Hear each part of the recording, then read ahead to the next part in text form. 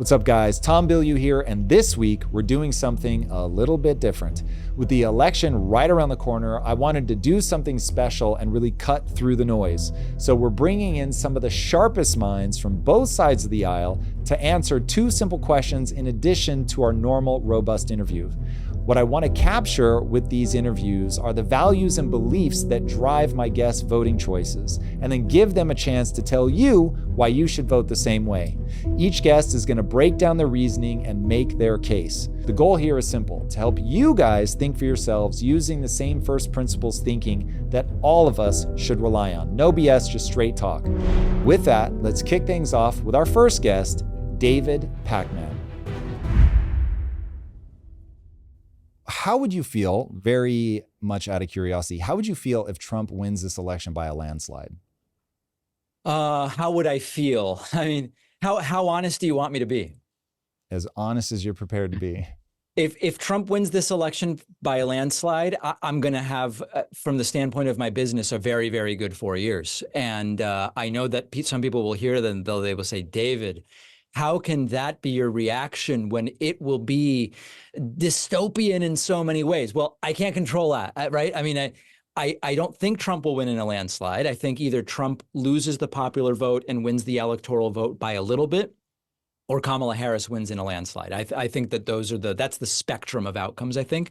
But no, I mean, I think there will be tens of millions of people so horrified that they will rightly say, I want to find a community that I can identify with, that matches my values, et cetera. And I think progressive independent media will absolutely explode. That's my prediction. Would that be an indication of something that is more broken in the country than you previous thought? Or no, it's just, let's focus on the good? My genuine belief is that if you sit me down with Trump voters, if I start talking to them and learning more about them, the vast majority have misidentified that a Trump presidency would be good for them. I think that there's a lot of people that are just confused. And I think that if Trump wins by a landslide, we could have multiple things going on at once. I think it will have been a failure by the Harris campaign. There's no doubt. You can't just say Trump won by a landslide, even though Kamala Harris did everything perfectly, just because people are dumb. I don't think that would be true. If you can't defeat this guy after Joe Biden defeated him in 2020, and then you find out he's stacking classified documents around his toilet, and he's been convicted on 34 counts, and he was found, civilly liable for sexually assaulting a woman and then defaming her, and he still doesn't understand how tariffs work, and his brain doesn't seem to be working too well. If you can't beat him, you can't just blame the voters. That would be very wrong. You have to also blame Kamala Harris. And also, I think that my view of a lot of Trump voters who wrongly think he'd be good for them is also true. If you had to pick a North Star for people, what would you want to see people aiming at? Like when they go to vote, what should be the thing that they're trying to accomplish? Or when they spend a lifetime creating and adding to a culture, what should they be aiming for? I mean, I can speak to myself. When I think about voting in November, I definitely think about what will the country look like that my daughter will live in X number of years from now if Trump gets 4 years to realign the ship versus if Kamala Harris gets 4 years to realign the ship. And so for me, the Trump vision is quite scary when it comes to women's bodily autonomy, a lack of a respect for institutions and public education and the rule of law and all of those different things. That kind of scares me in terms of like projected out, not just 4 years, but even beyond. When I see Kamala Harris, it seems very uncontroversial. I know that you probably, from what we've talked about, would not expect her to deal with debt in the way that I understand you would like to see it dealt with, but there's nothing that scares me about it. It seems relatively uncontroversial the way that the Biden administration has been. There's a respect for the rule of law. There's a respect for institutions. Countries that are historical allies will be able to more or less trust that if they get into an agreement or treaty with us, the Harris administration would stick with it. So it's sort of like a very general approach of what's the world going to be like for my daughter if A or B is the next president. All right. What would the world look like if Trump were president for your daughter? What path does I that think put us on? the areas I mentioned would be of significant concern. Do we have press freedom, or does Trump get to take the licenses of the media outlets he doesn't like, and therefore my daughter doesn't even have the diversity of media that we have today, but rather the media that the president says is okay? If she were to need family planning services or whatever the case may be, is there going to be Trump or a guy that looks and sounds like Trump between her and medical professionals? That's terrifying. What will public education look like if someone like Trump is able to either do away with the Department of Education or replace the employees with partisan hacks? I mean, I think those are the things that scare me. And a lot of people, when they hear people talk like that about Trump, the first question out of their mouth is, we had 4 years with them. What makes you think that this is going to be so much worse this time? Is it just that he doesn't have another term to worry about and he can go hog wild?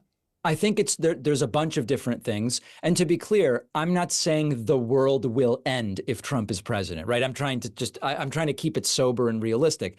I think, yes, he will be uninhibited by having no reelection concern. Number two, I think there's something going on with him cognitively, and he has no idea what's going on. So I would very much worry about that, and not so much that he would do crazy things, but just that the extremists that would be around him, giving him ideas, would be suggesting really wild and wacky stuff. And then number three, that he's making a lot of extreme promises that he didn't make last time. And I think we have to trust that he's really going to try to do these things. When he said, okay, MSNBC maybe will be kicked off the air, and then ABC should have their broadcast license removed because I was fact-checked twice during a debate, right? I think he will probably try to do that. I think he probably will try to round up millions of immigrants in these militarized camps and then deport them. I think he will oversee further repression of women's bodily autonomy, family planning, contraceptives, et cetera. I think he's going to try to replace bureaucrats with loyalists. So I believe he's going to do the things he says he's going to do. Hmm. Who do you think would be better from a foreign policy perspective? I think Kamala Harris would be better from a foreign policy perspective. How do you think she'll handle Ukraine, Russia?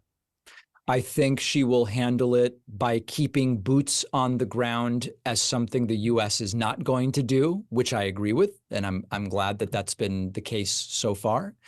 I think she will continue funding Ukraine with military equipment that we are often contractually obligated to replace every X number of years anyway, because I think it's been a really good deal. I mean, if you think back 2 years, there were headlines, 2 weeks until Putin takes Kyiv, inevitable, Ukraine will fall. And for like 1% of the military budget, we have been able to fund a resistance to this invasion by Putin, such that there have even been points during which little bits, the front was moved into Russian territory by Ukrainian troops. It's been an insanely good deal financially, with no boots on the ground and, our old equipment, to push back against an authoritarian who's trying to illegally take land. So that makes a lot of sense to me. So for people that are more populist, they want an America first agenda. Do you think that that's just ill-advised, and that America needs to play some sort of international cop role? No, I don't think the U.S. has to play an international cop role. And in fact, I think if you think back to the George W. Bush presidency, the neocon approach, which I disagreed with, was we need to be the international cops. We need to be the cops in Afghanistan, and we need to be the cops in Iraq. No, I don't agree with that at all. I am very much an anti-authoritarian. I don't like these strongmen dictator types, whether it's Putin or Orban or whoever. I don't like any of them. Ukraine is an ally and also represents, sort of this liminal space in a sense between the East and Western Europe. And I think that Ukraine is the victim of this illegal invasion from Russia. So given that a lot of this equipment is old anyway, and we're going to be getting rid of it, it just seems obvious that we would say, here, have this stuff and try to push back against this authoritarian. So if we're not trying to play the role of cop, why don't we just let play out what's going to play out between the Ukraine and Russia? Well, not being a global police officer doesn't mean we just ignore when our allies are under attack, or that we, one of the things foreign policy wise that I really very much disliked about Trump is no sense of responsibility to agreements that we've entered into. For example, when Trump came in and said, well, we're out of the Iran deal, even though Iran didn't actually violate it, just because I don't like it and I want to undo something Obama did. And we're out of Paris climate. And I don't even know that I'd come to the shared defense of NATO allies, because I don't think that they're paying enough, or whatever the case may be. I think that that's really dangerous, because it makes the United States completely unreliable as a global negotiating partner. Why would anyone take any administration seriously, not just Trump? Why would anyone take any administration seriously if they know, hey, you know what? Depending on, even if we sign something, depending on who wins and who's president next year, he or she might just go, I don't want to do that. I'm canceling it. So it's not about we just are global cops everywhere, but Ukraine's an ally. There's NATO discussion happening there. There's a shared NATO interest and a shared Western Europe interest. I think it's more narrow than that. And again, I would not support boots on the ground. So I think there's also a huge difference between boots on the ground and they get our old equipment and are doing really effective things with it. And how would you manage the public perception? Obviously, for a lot of people, call it half of the voting public, they don't want to see us involved in that. You've also got things going on in Israel-Palestine. That's become wildly unpopular, if the noise, I suppose, can be believed. How would you want to see that managed, whether by Trump or by Harris? Well, the public perception has two sides to it. There are people who, I would argue, as a result of populist rhetoric to some degree, have been lulled into sort of thinking that some of these authoritarian strongmen and dictators really aren't that bad. We did some interviews at Trump rallies where our correspondent would say, would you vote for Putin or Biden? This is when Biden was still the candidate. Would you vote for Putin or Biden if those were the options for American president? And a bunch of these Trump supporters said to our guy, I would vote for Putin. So to those people, I don't think it's about perception management, right? They've just, I think that for whatever reason, either because their moral compass is upside down, or they're confused, or as you said, they are dumb. They have ended up in a place where they think that it's better for the United States to say, I want Putin over Biden. I don't think that that's about perception management. For the record, I can feel that I need to put this addendum here. I did not say specifically who was dumb. I'm just saying some people fall below an IQ level. There are dumb voters. That's all I'm saying, everybody. You're just making... and by the way, my take is everyone should be allowed to vote. I want to be very clear. I may be in the dumb half. Sure. Or not. It's not even half.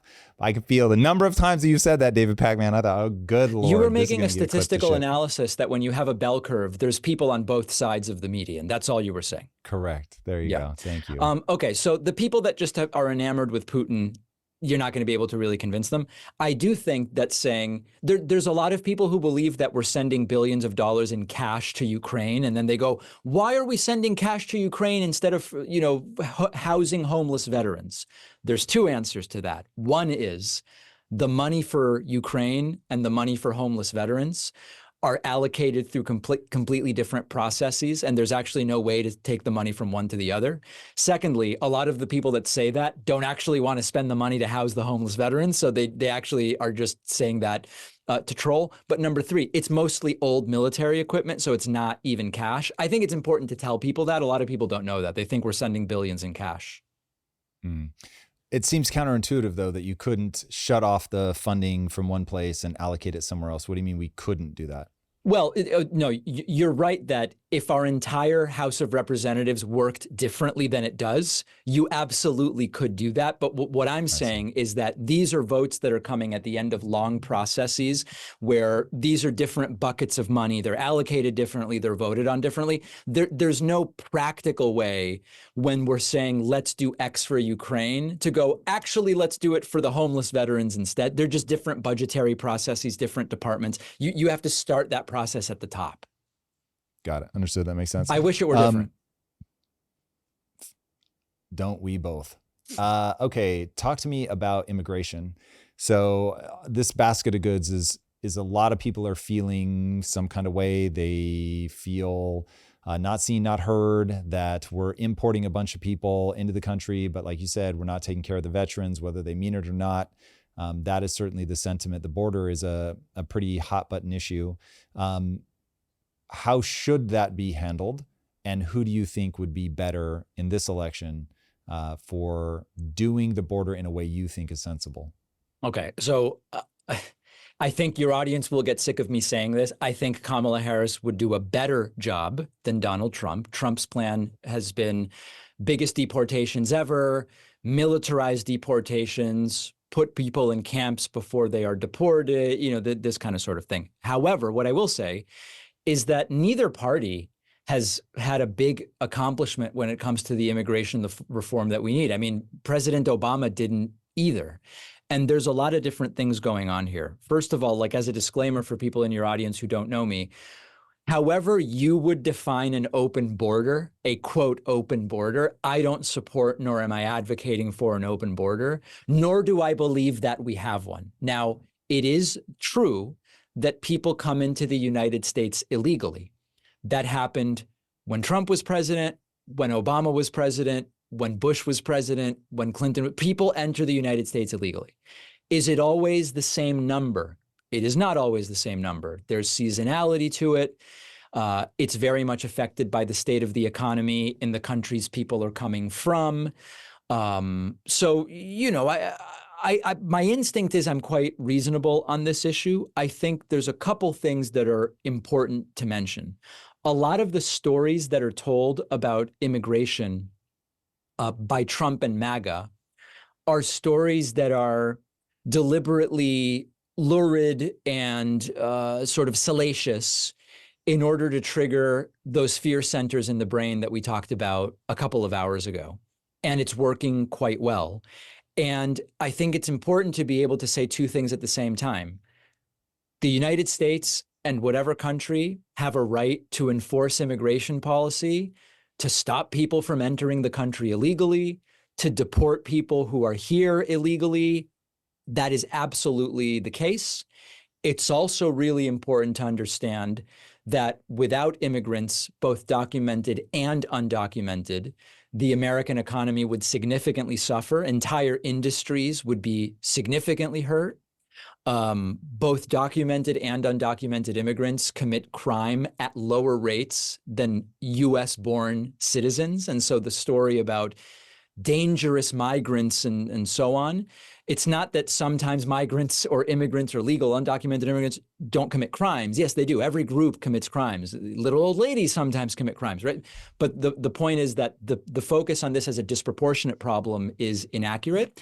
And also, Republicans and to a degree Democrats have not successfully put together a package that includes do some stuff on the border. I'm fine with border stuff, but also we have to deal with visa overstays. We have to actually go after the companies hiring the undocumented immigrants, which is against the law, but is very rarely actually prosecuted. We have to probably, I think that from some of the things you said, you're concerned about population decline.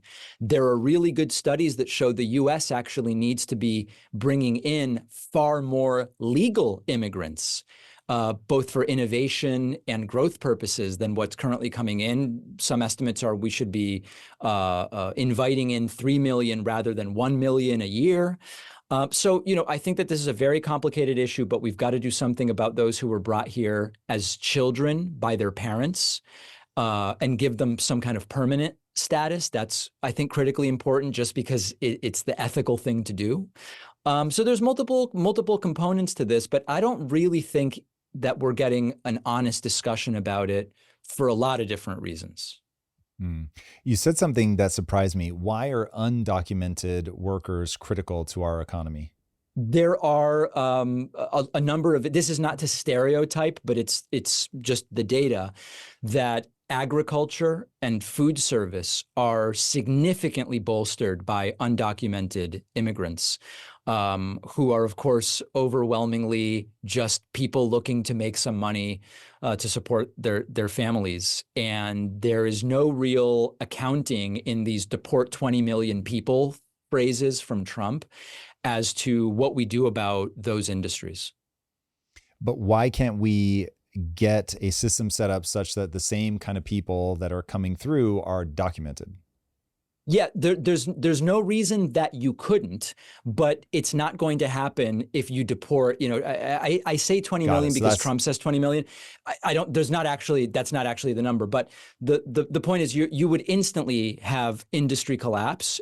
Could you fix it eventually? Of course, but that's going to take a long time. It's sort of like when people say, "Bring all the manufacturing here from China." Sure, yes.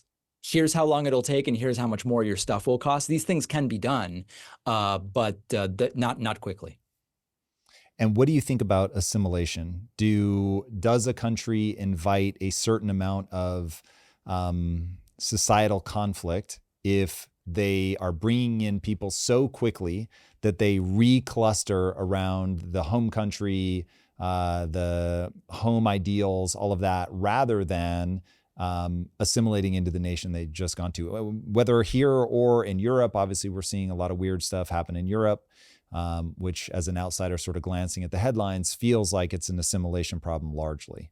What do you mean by assimilation, I guess would be my question.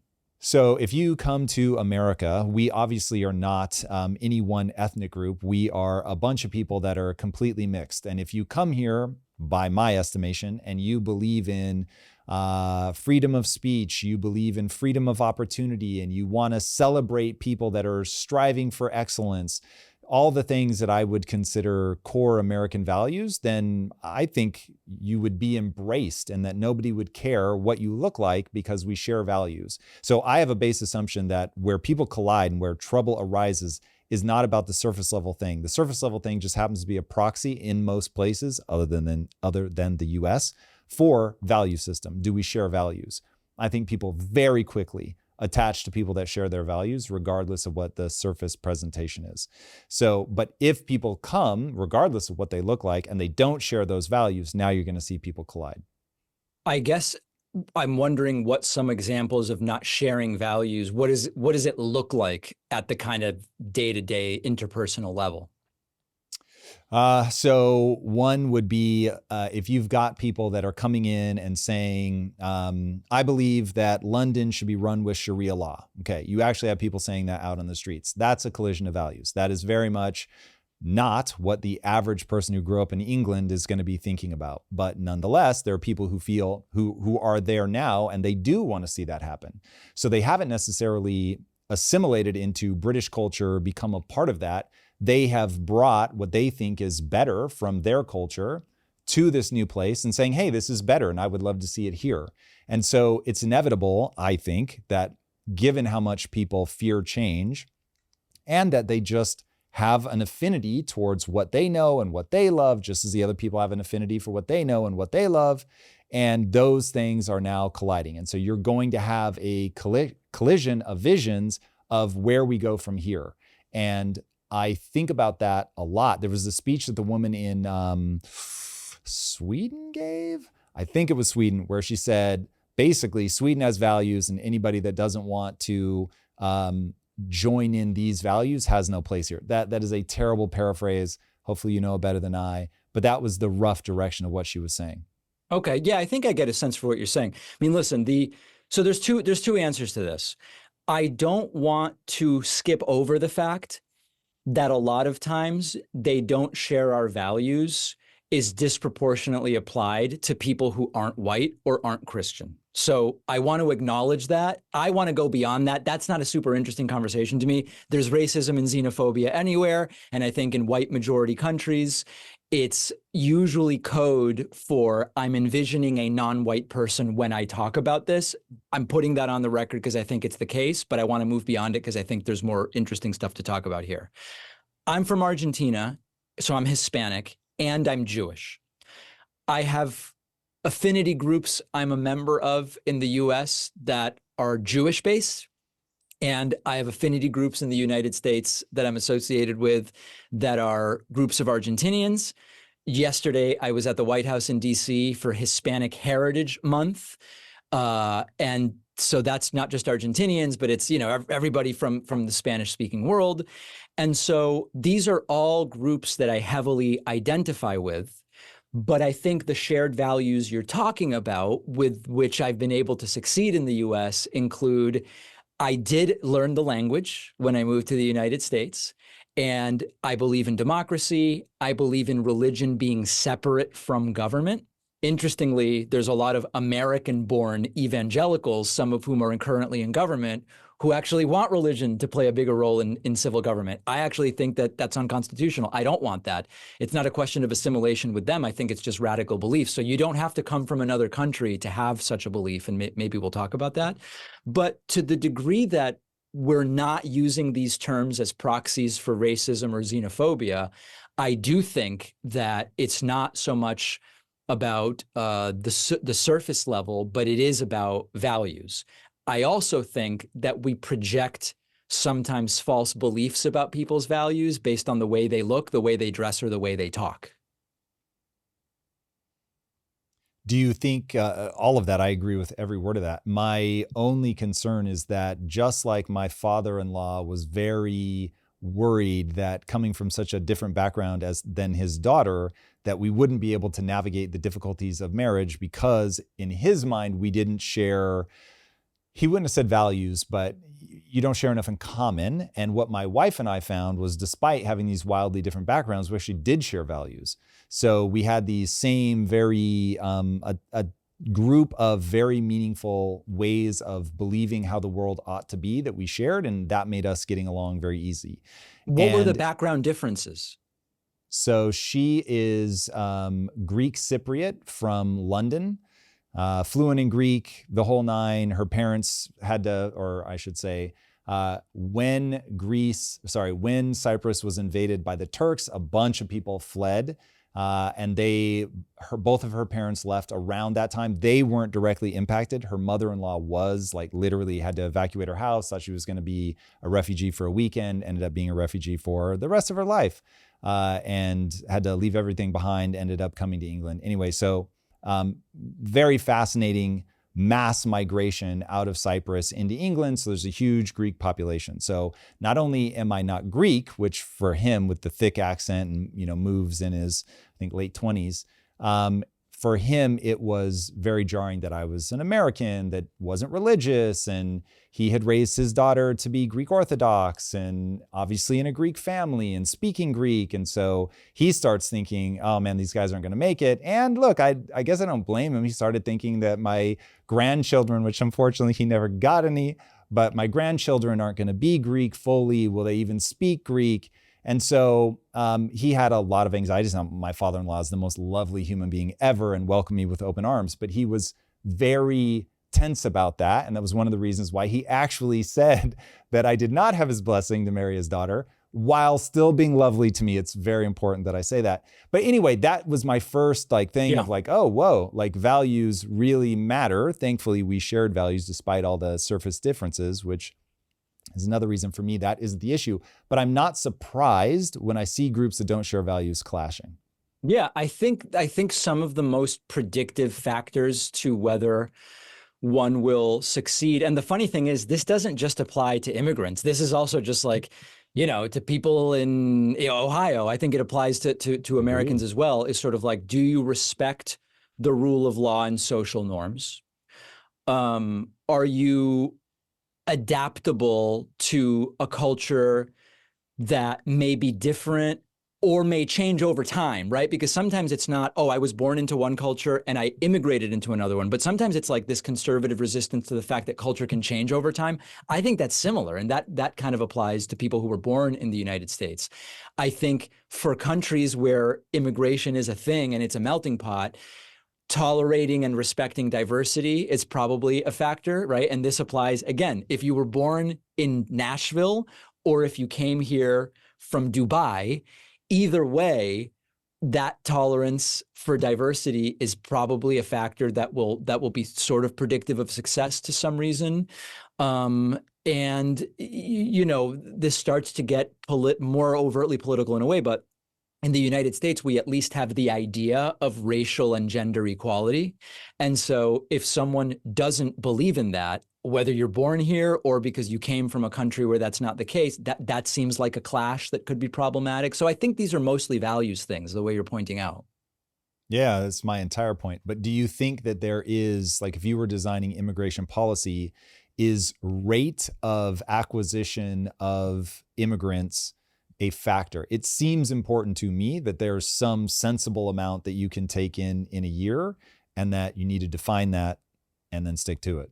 I tend to agree with that. And where you might have variances or kind of more flexible numbers would be if we decide that we are going to be a country that wants to be a safe haven for asylum seekers, we would also say we can't predict every global calamity that might generate refugees. So you might say that may not be as closely defined, or we might have a more flexible upper limit, but here's like the standard we would apply for adjudicating asylum claims. I think that's less predictable. Where it's more predictable is where a lot of the new population science is going on the population decline stuff, which is in order to remain competitive and maintain economic growth, which maybe we want to do, maybe we don't. Maybe at some point, like you said, the growth has to stop. But if we want to continue the growth, we probably do want to be bringing more people from certain fields and with certain areas of expertise in order to remain competitive. And those numbers probably should be higher than where they are right now if you're concerned about population decline. You're the only person I've ever heard say that he has something going on cognitively. What is it that makes you think that? Bunch of different things. None of these opinions mine. These are all mental health and neurology and Alzheimer's dementia professionals who I've interviewed and who have written extensively about this. So I would not just come up with this, without having interviewed a bunch of different people. There's actually so much. And in fact, I think it's been a disservice to the American people that corporate media is only now kind of starting to tell this story. If you look at Trump's verbal patterns over the last 4, 8, 12, 16, 20 years, there is an incredible reduction in his vocabulary, the number of different words that he uses, and repetition and a bunch of other signs that are typically concerning. Number two, he regularly gets basic facts about the world around him completely wrong. He's talked about how Barack Obama is president many times. He's talked about how he defeated Barack Obama when he ran for president. He's talked about how Nikki Haley was in charge of Capitol security on January 6th when it was actually Nancy Pelosi.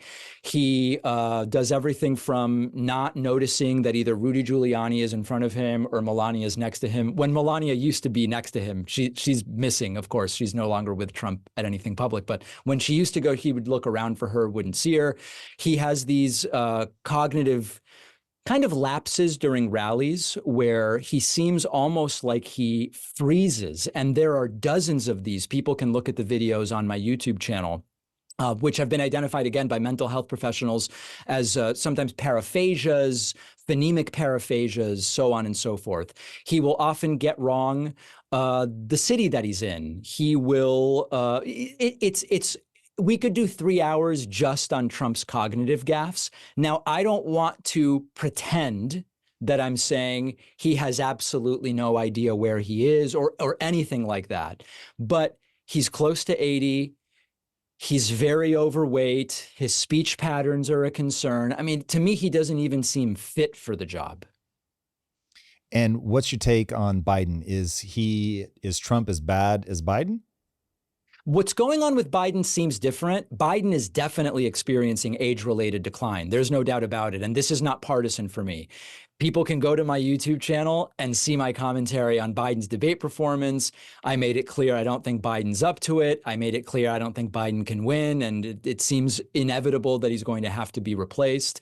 Biden is also experiencing age-related decline. I think the difference is Biden notices when he's made a mistake, and Trump tends not to. He will steamroll right through the wrong city that he's in.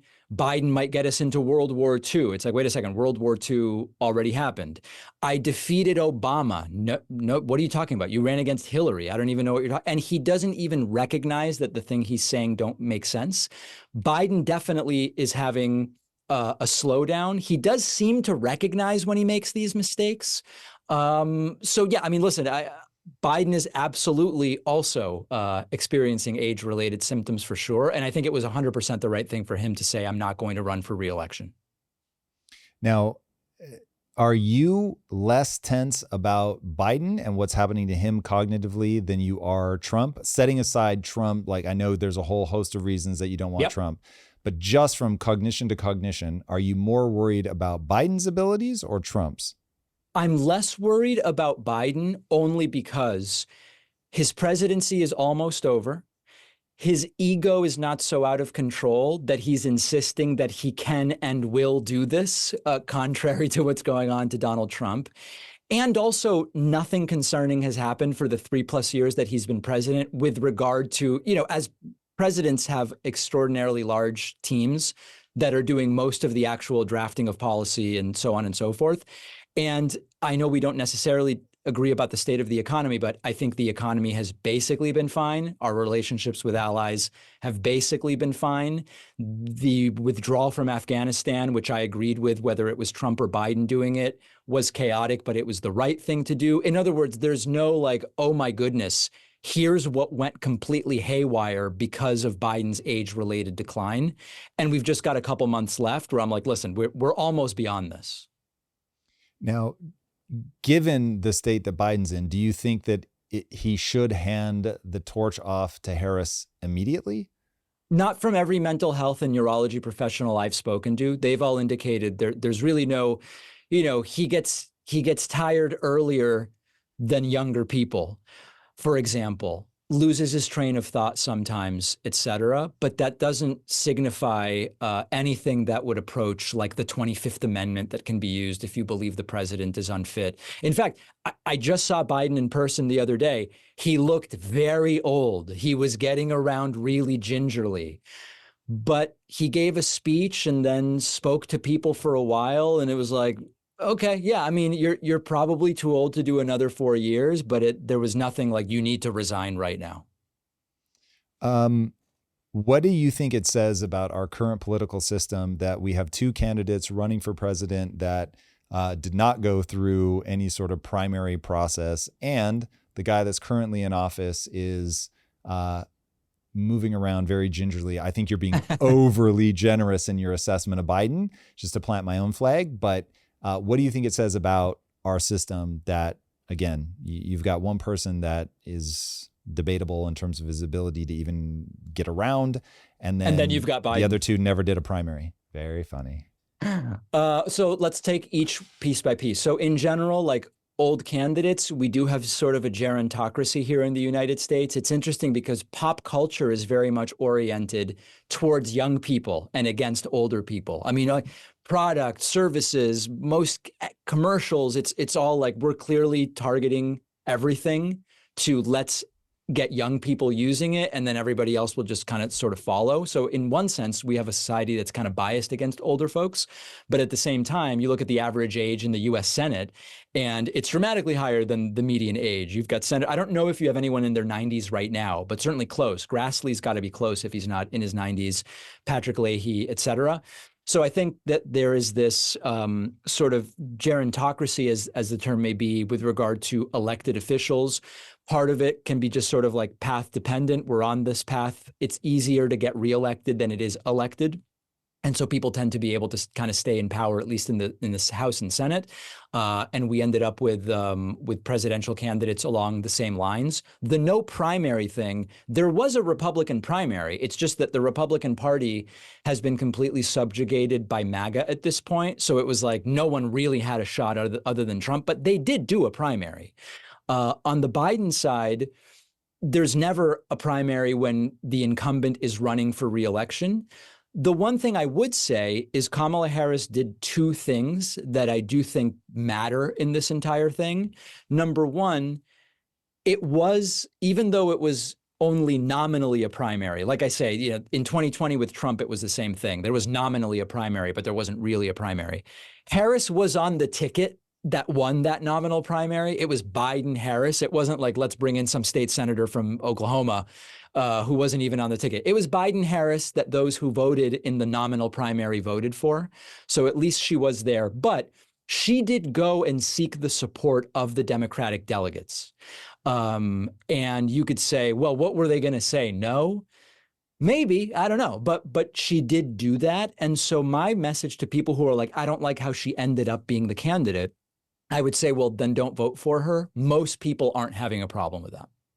When Jordan Peterson, I have no idea how you feel about him, but I've been very interested by him for a long time. When he stopped being the internet's dad and he started being religious, I was super surprised about it at first. I had no idea what that represented, what it was about.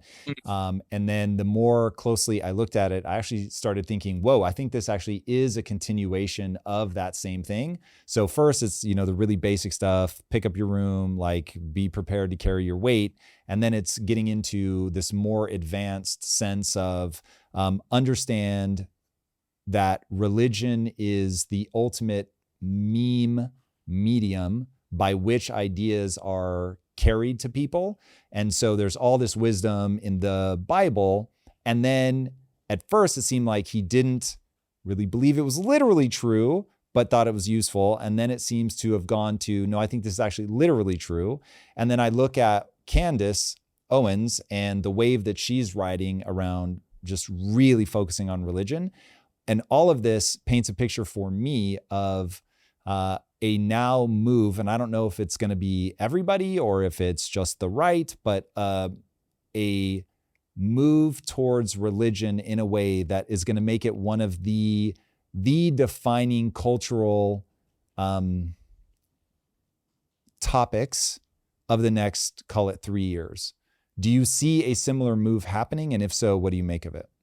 Well, it's less about whether I see it, but it's more about what the data show. And the Pew Religion Survey, Religiosity Survey, which is kind of the gold standard on this, shows people in the US continuing to move away from religion.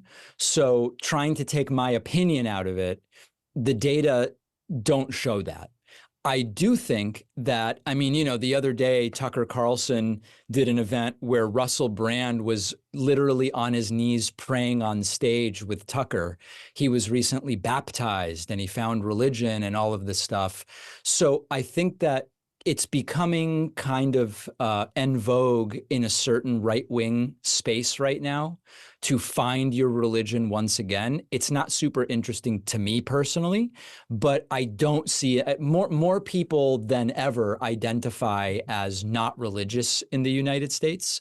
So I don't see that the trend you're kind of signaling is based in fact. Interesting. So I will repose what I'm seeing and see if this lands. So okay. I don't have a sense of the total scale. So you have been very careful to get people to delineate the people that we know support Trump are 50% of the voting public. So cool. It is a subset that happens to be making this switch, but this subset is utterly fascinating to me. The fact that it's happening, the fact that this is becoming like, Candace's last check, she was either 2 or 3 on the most popular podcasts. This is obviously a core theme for her. It's one of the organizing principles. And so I look at that and say, there's something about this that's gaining a lot of energy. Now I have a hypothesis about what it is. I think this is really one of the big problems that people are suffering from right now is a lack of meaning and purpose. And I think meaning and purpose drives a lot. And in all of these In the uptick in suicides, the number one word that you find is people saying, I feel useless. And so you have this generation that is really feeling unmoored. They don't have anything to attach to, and religion is providing them with that anchor point, not just morally, but just it is an anchor point. It gives them something to identify with, to hold on to, that is giving them something clearly positive. And so to me, it's highlighting is that lack of meaning and purpose, and that there is this ready-made thing that has lasted for God knows how many thousands of years, that has been able to transmit these ideas very rapidly. So let's see. Candace's podcast is the 8th most listened to right-wing podcast, to be precise. That's Edison Research, which is usually, I think, the kind of go-to source on this. I think that there's a couple different things going on. I do think it's true that there are people who, for the first time, are finding meaning in religion. There are more people leaving religion than finding it. So, but you're absolutely right that there are people finding meaning in religion. For some of these people, I think it's a grift. I'll give you an example. I don't believe for a second that Donald Trump is religious. He hasn't been to church for 3 years. He last went to church 3 years ago. There was some political reason that he went.